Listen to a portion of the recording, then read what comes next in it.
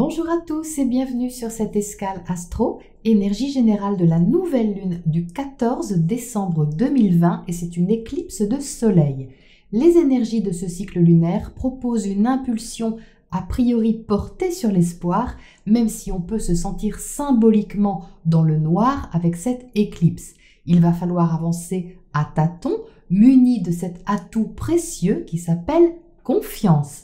La nouvelle lune prend naissance en Sagittaire en maison 6. Le Sagittaire est un signe qui symbolise la foi, l'optimisme, l'enthousiasme, l'exploration et l'expansion des frontières extérieures ou intérieures. C'est aussi une énergie d'intégration sociale qui a besoin de vérité, de liberté et de justice.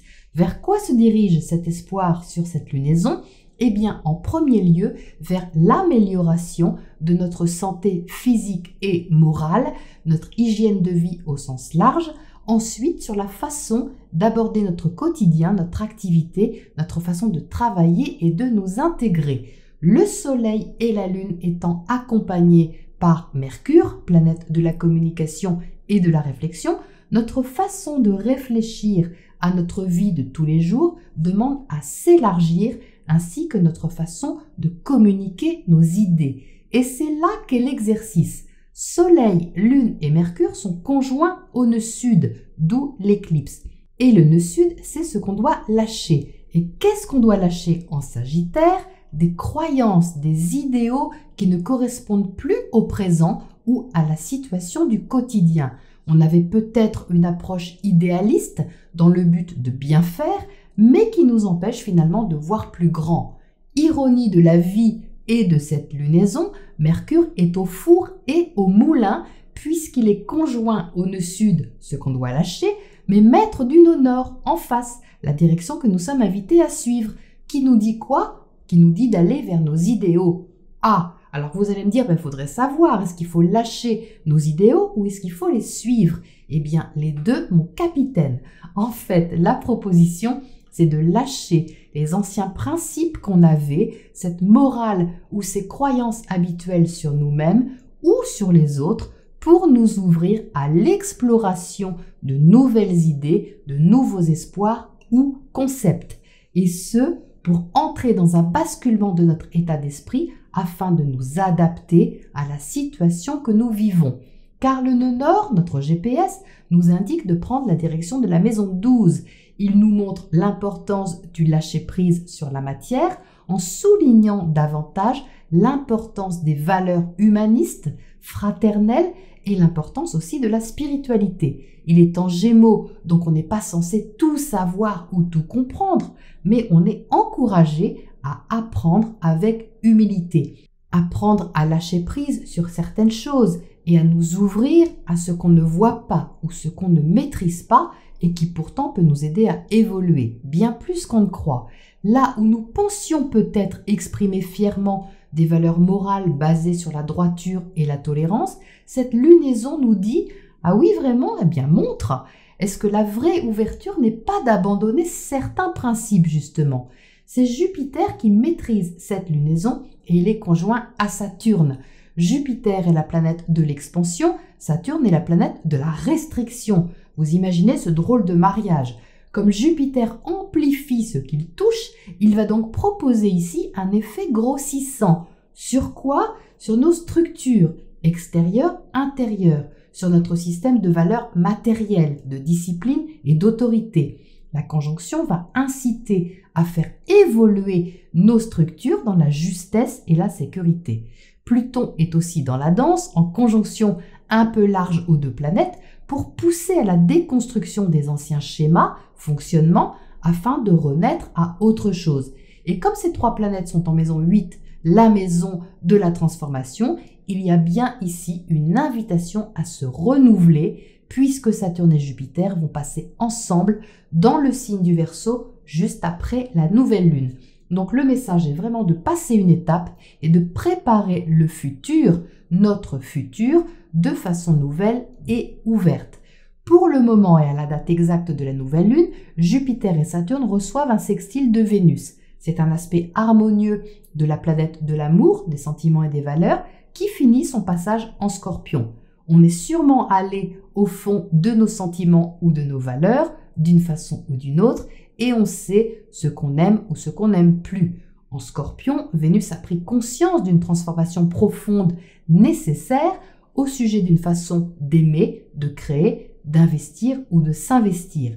Cet aspect harmonieux nous encourage à passer une étape de façon lucide au niveau affectif, créatif, voire financier dans certains cas.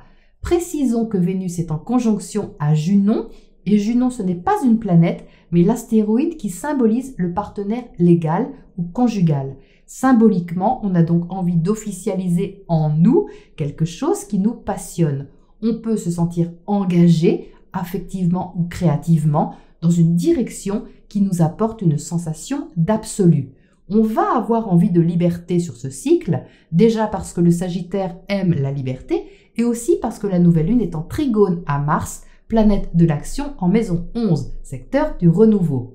Alors l'envie de liberté n'est pas nouvelle, bien sûr, mais sur cette lunaison, on va pouvoir, si on le souhaite, mettre de l'espoir dans notre quotidien ou notre façon de travailler. Mais pas comme avant, car ici, on est encouragé à sortir des sentiers battus pour explorer des nouvelles parties de nous, et pas n'importe lesquelles, celles qui nous donnent de la joie et de l'optimisme, peu importe la façon dont on s'y prend. Tout ce qui est nouveau, différent, original est favorisé et soutenu. Autre aspect, la nouvelle lune est en carré à Neptune en maison 10, confirmant là aussi et d'une autre manière qu'il est temps de lâcher les illusions ou les rêves anciens qu'on avait au sujet de notre chemin de vie pour entrer dans le vif du sujet. Là encore, pas de façon idéaliste, excessive ou moraliste, mais avec la confiance et la sagesse qu'on est capable de contacter en nous. C'est donc un encouragement à nous lancer sans nous leurrer et à prendre soin de ce qui nous motive. Enfin, Mars est en carré à Pluton, un aspect un peu raide, montrant que les choses à transformer peuvent provoquer une tension en nous, de la nervosité, de la réactivité, parce qu'on sait qu'un changement de fond est à apporter, quel que soit le secteur de notre vie.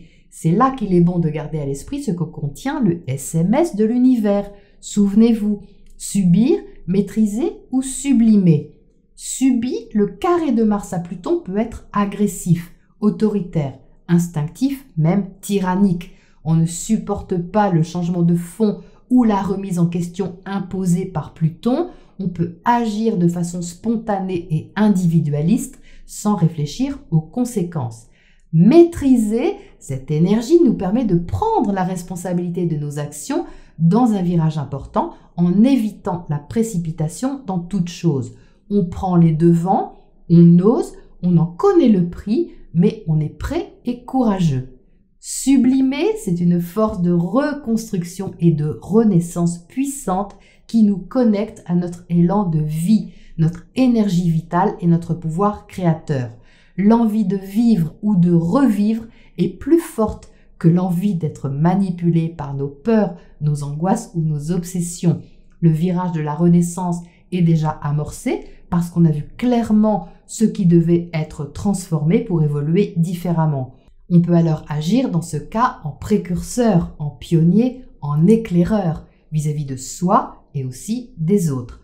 En résumé, tout n'est peut-être pas ou plus comme dans nos rêves, mais on peut avoir de l'espoir et se concentrer avec application sur un chemin qui nous inspire et ouvre notre façon de penser.